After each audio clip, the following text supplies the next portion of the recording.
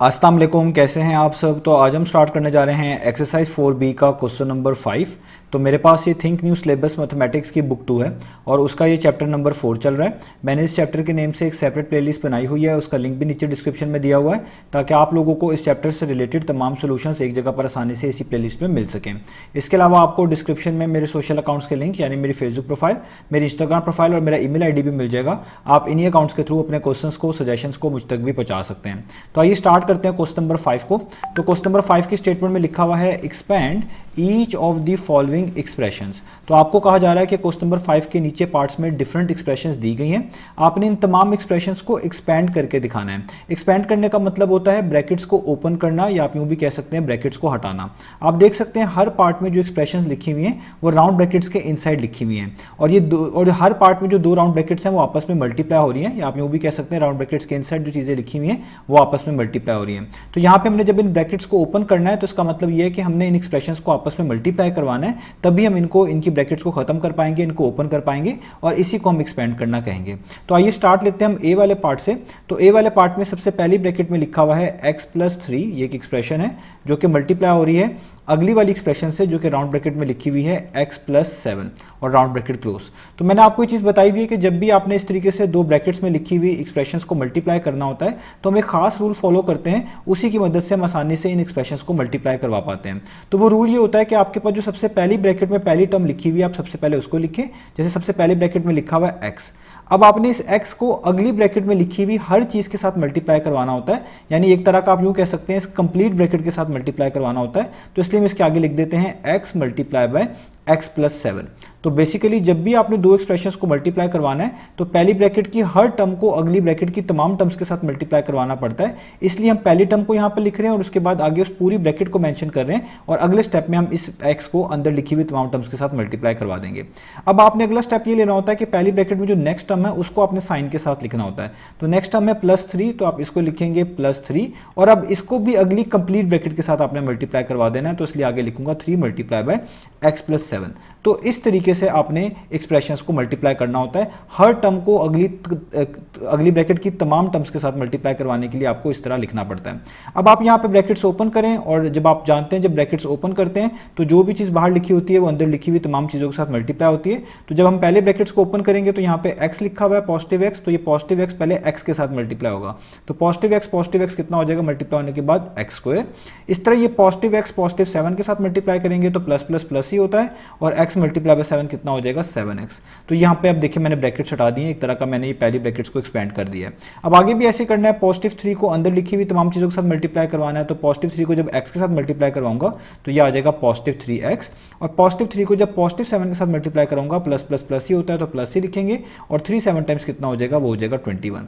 अब आप इसको फर्दर सिंप्लीफाई कर लें तो x² तो वैसे का वैसे ही आएगा, ये दोनों टर्म्स लाइक टर्म्स हैं, दोनों में सेम वेरिएबल x मौजूद है तो इनको आप ऐड कर सकते हैं। +7 + 3 का मतलब है प्लस प्लस प्लस होता है, आपने ऐड करना है। तो 7 + 3 कितना होता है वो होता है 10, साथ x वैसे का वैसे ही, साइन बड़ी टर्म का 7x बड़ी टर्म है उसके पीछे प्लस का साइन है तो प्लस का आएगा और एट दी एंड +21 वैसे का वैसे ही आ जाएगा।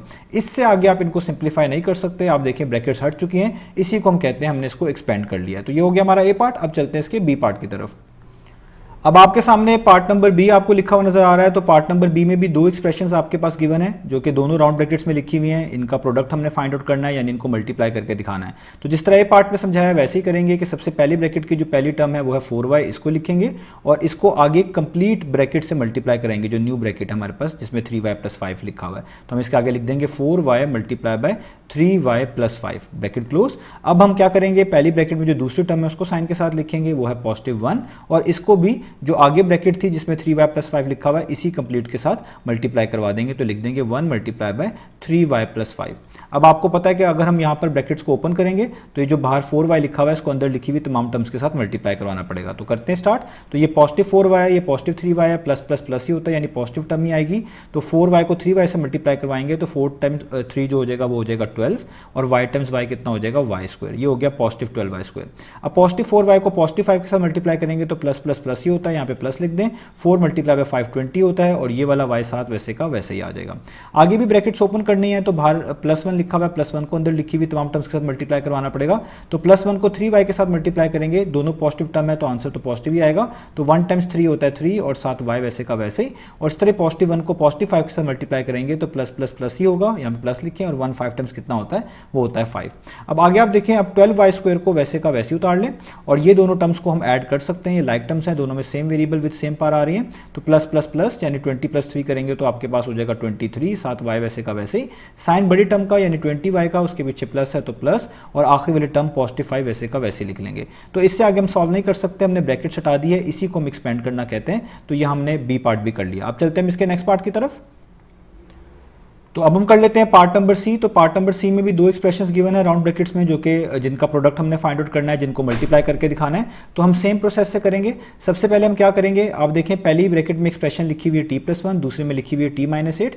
तो पहली ब्रैकेट में जो सबसे पहली टर्म है एक तरह की t, उसको लिखेंगे और इसको अगली कंप्लीट ब्रैकेट के साथ मल्टीप्लाई करवाएंगे, यानी इसके आगे लिख देंगे t multiply by t-8, t-8 को ब्रैकेट में लिखेंगे। फिर आप देखें पहली ब्रैकेट में जो दूसरी टर्म है उसको साइन के साथ लिखेंगे, जो कि +1 है, और इसको भी सेम अगली वाली ब्रैकेट के साथ मल्टीप्लाई करवा देंगे। तो मैंने लिख दिया 1 मल्टीप्लाई बाय t-8 और यहाँ पे ब्रैकेट क्लोज। अब आपको पता है ब्रैकेट्स ओपन करने के लिए यहाँ पर बाहर जो t लिखा हुआ है उसको अंदर लिखी हुई तमाम टर्म्स के साथ मल्टीप्लाई करवाना पड़ेगा। वो अब आपको पता ही है, ये भी पॉजिटिव है, ये भी पॉजिटिव है, प्लस प्लस प्लस ही होता है, यानी पॉजिटिव टर्म ही आएगी। तो t मल्टीप्लाई बाय t कितना हो जाएगा t स्क्वायर, और t को जब पॉजिटिव t को जब नेगेटिव 8 के साथ मल्टीप्लाई करेंगे तो plus minus minus t multiply by 8 कितना हो जाएगा, वो हो जाएगा 8t। तो ब्रैकेट्स मैंने ओपन कर ली।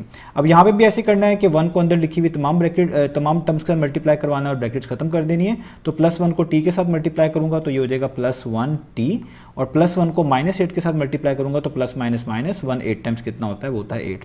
अब फर्दर सॉल्व कर लेते हैं। यहाँ पे आ जाएगा t स्क्वायर, तो ये माइनस है, ये प्लस वाली टर्म है, प्लस माइनस माइनस होता है, और 8 में से 1 माइनस करेंगे तो हमारे पास आएगा 7 और साथ t वैसे का वैसे ही, और साइन बड़ी टर्म का यानी 8t का, उसके पीछे माइनस का साइन है तो माइनस का हम साइन लगा देंगे, और आखिरी वाली जो -8 है इसको वैसे का वैसे लिख देंगे। इससे आगे हम इसको सिंप्लीफाई नहीं कर सकते, हमने इसको एक्सपेंड कर लिया, ब्रैकेट्स खत्म हो गई हैं। तो ये हमने फाइंड आउट करके दिखाना था। अब चलते हैं इसके डी पार्ट की तरफ। तो अब हम पार्ट नंबर डी कर लेते हैं। पार्ट नंबर डी में भी दो एक्सप्रेशंस गिवन है राउंड ब्रैकेट्स में, इनका प्रोडक्ट फाइंड आउट करना है। तो जिस तरह पिछले पार्ट में समझाया वैसे ही हम करेंगे। सबसे पहले जो पहली ब्रैकेट में पहली चीज़ लिखी हुई है, पहली टर्म लिखी हुई है जो कि 5 है, उसको लिखेंगे और इसको मल्टीप्लाई करेंगे अगली वाली कंप्लीट ब्रैकेट के साथ, यानी जिसमें 7 - v लिखा हुआ है इस वाली ब्रैकेट के साथ। तो लिख देंगे 5 multiply by 7 - v bracket close. अब पहली ब्रैकेट की दूसरी टर्म लिखेंगे साइन के साथ जो है -v, और इसको भी अगली वाली कंप्लीट ब्रैकेट के साथ मल्टीप्लाई करवा देंगे जो कि है 7 - v ब्रैकेट्स के अंदर। अब ब्रैकेट्स को यहाँ पर हम हटाएंगे तो जो बाहर चीज़ लिखी होगी उसको अंदर लिखी हुई तमाम चीज़ों के साथ मल्टीप्लाई करवाना पड़ेगा। तो यहाँ पे जब हम ब्रैकेट हटाएंगे तो +5 को हमें +7 के साथ मल्टीप्लाई करवाना पड़ेगा। तो 5 7 टाइम्स कितना होता है, वो होता है 35। तो यहाँ पे आ जाएगा 35। अब इस तरह +5 को -v के साथ मल्टीप्लाई करवाना पड़ेगा, प्लस माइनस माइनस, और 5v टाइम्स कितना हो जाएगा, वो हो जाएगा 5v। आगे भी हम इस तरह ब्रैकेट्स ओपन करेंगे तो ये -v को अंदर तमाम टर्म्स के साथ मल्टीप्लाई करवाना पड़ेगा। तो पहले +7 के साथ करवाते हैं, प्लस माइनस माइनस, यहाँ पे माइनस आ जाएगा, 7v टाइम्स कितना हो जाएगा 7v, यानी 7 मल्टीप्लाई बाय v कितना हो जाएगा 7v। अब इस तरह -v को -v के साथ मल्टीप्लाई करवाएंगे तो माइनस माइनस होता है प्लस, और v मल्टीप्लाई बाय v कितना हो जाएगा, वो हो जाएगा v स्क्वायर। अब आप इनको सॉल्व कर लें, यहाँ पे 35 वैसे का वैसे ही आ गया। ये दोनों टर्म्स माइनस हैं और ये लाइक टर्म्स हैं, दोनों में same variable with same power आ रहा है v, तो इनको सॉल्व किया जा सकता है। माइनस माइनस कितना होता है, वो होता है प्लस। तो इसका मतलब है आपने 5 को और 7 को क्या कर देना है, प्लस कर देना। तो 7 + 5 कितना होता है, वो होता है आपके पास 12। तो आप यहाँ पे लिखेंगे 12, साथ v वैसे का वैसे ही, साइन बड़ी टर्म का, तो 7v बड़ी टर्म होती है, उसके पीछे माइनस का है तो यहाँ पे भी माइनस का साइन, और आगे प्लस v स्क्वायर हम वैसे का वैसे ही लिख लेंगे। और उसके बाद हम क्या करेंगे, मैंने आपको बताया कोशिश करें कि इन एक्सप्रेशंस का जो आंसर है उसको स्टैंडर्ड फॉर्म में लिखा करें, यानी उन टर्म्स को पहले लिखा करें जिसमें वेरिएबल के ऊपर सबसे बड़ी पावर मौजूद हो, और उसके बाद बाकी टर्म्स आती हैं। तो सबसे पहले हम लिखेंगे इस वाली टर्म को, तो ये है +v स्क्वायर, ये मैंने यहाँ पे लिख लिया।